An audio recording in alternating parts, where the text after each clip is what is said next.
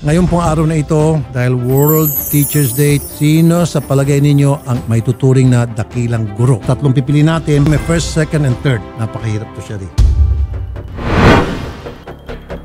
Oh! Tama ko eh.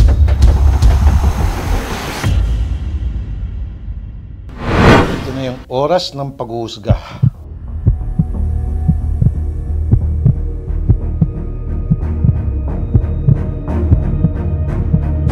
A few moments later. Ito mahirap, no? Yes, sir. Ha? Kasi lahat sila deserve. Of course. Kung ako tatanungin, lahat sila talaga dapat first prize. Pero kailangan merong first, second, and third. Kung susundin natin yung mga netizen, ito yung first, Yes, sir. Opo, correct. ito yung second, at ito yung third. Ito yung sinasabi ng ilang netizen, at ito yung sinasabi mo. Yes, sir. Sinasabi mo. Yes, sir. Ako, secret ko na lang. Bitin na naman tayo. Ganito na lang gagawin natin. Lahat sila ay first prize. Wow! Congratulations, sir. 50,000 first prize si Teacher Reniel Rose Burayag. First prize 50,000 si Teacher JR Payumo. 50,000 first prize si Teacher Julita Rapon. And then ang gagawin natin, tulad na pinangako, simulat nyo kung ano yung mga medical assistance na pwede natin may provide. Tulungan po natin. Tulong natin. Yes, sir. Okay, ibigay natin. Pag nagpa-chemo, lab, kung ano pa yung mga medical na kailangang gawin, MRI, CT scan, at mga maintenance, provide natin. Sagot ko yun. Okay? Sige, tawagan na natin sila. Sige. Hello mga teachers. Good afternoon po. Good afternoon. Good afternoon po. Ako, ang hirap po mag-decide kung sino po yung first, second, or third. Pero lahat kayo panalo na agad. Teacher Reniel Rose Burayag, congratulations. Kayo po ang first prize, 50,000 pesos.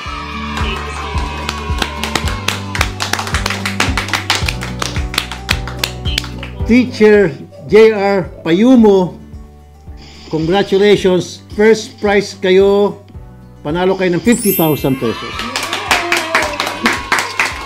Teacher Julita Rafol, congratulations, panalo kayo first prize 50,000 pesos.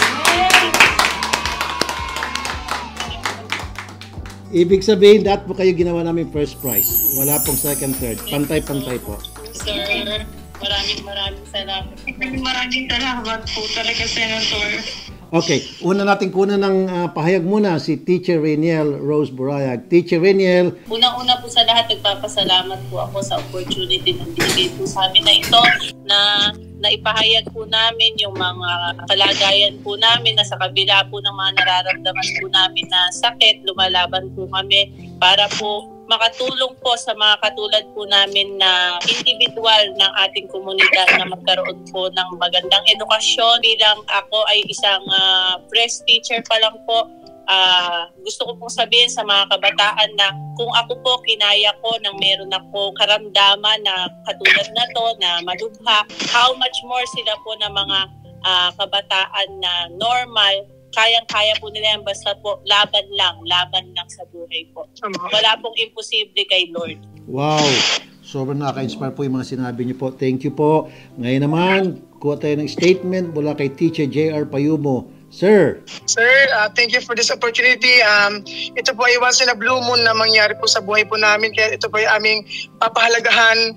Lahat po ng mga bagay na ginagawa naman po namin ay para sa mga kabataan na anumang hamon ng buhay, patuloy pa rin po kaming nalaban, magtuturo kami anumang sitwasyon po ng ating komunidad, ng aming buhay po, bagamat siyempre teacher, pag tumatanda, nagkakaroon ng mga iba't ibang masakit.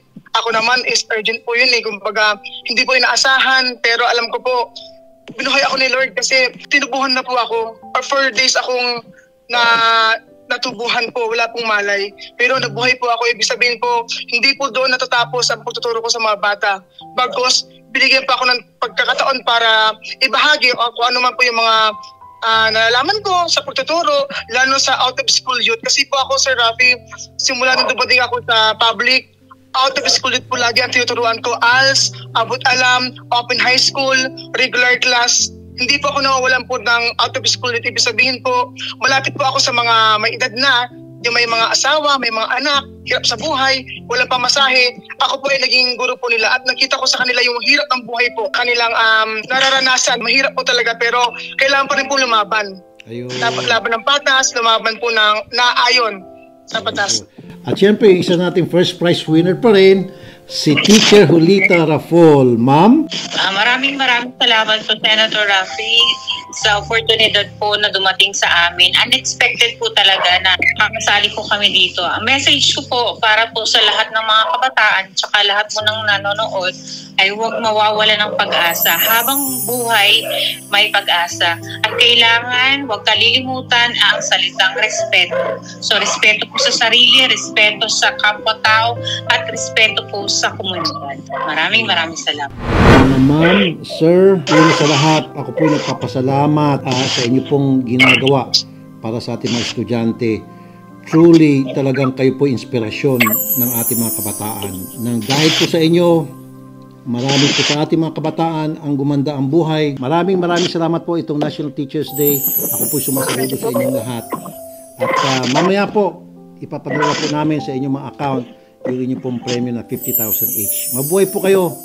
Thank you po, sir. Thank you. Salamat. At yung pangako ko pong medical assistance, kukontakin po kayo ni Odette o ni Shari kung paano po namin maipadala at kung ano po yung mga kailangan yung medical assistance, agad-agad ibibigay po namin yan. Ha? Thank you po. Salamat po, sir. Thank you po, Sir Rafi. Thank you po. Thank you.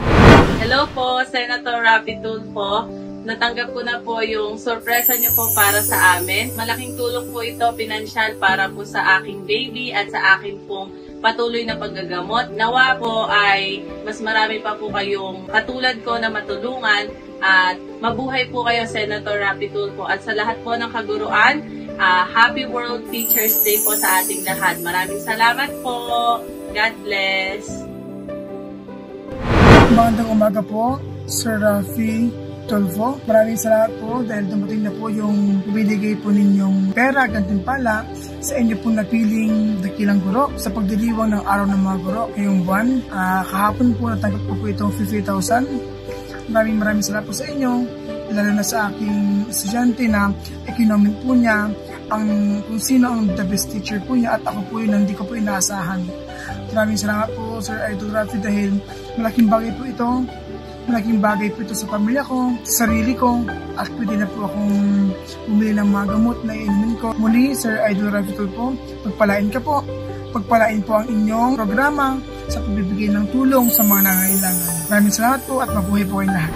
Nais ko pong kunin ang pagkakataong ito upang magpasalamat sa aking biyayang natanggap. Unang-una ay sa ating Panginoon. Thank you, Lord, sa lahat ng blessings na binibigay mo po sa amin at sa patuloy na paggabay mo po sa amin. Pangalawa, sa aking dating estudyante na si Maureen Jasny Lopez sa pag-nominate sa akin sa programa ni Senator Rafi Tulfo.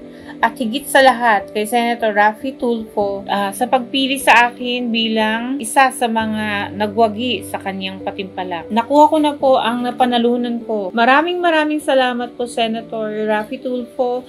Napakalaking tulong po nito para sa akin, lalo na po sa aking pagpapagamot upang malabanan ko ang aking sakit. Thank you po. More power and God bless you always po. At sa lahat ng ating mga bayaning guro, Happy World Teachers Day. Mabuhay po kayo, bayani po kayo, at sumasaludo po ako sa inyo. God bless.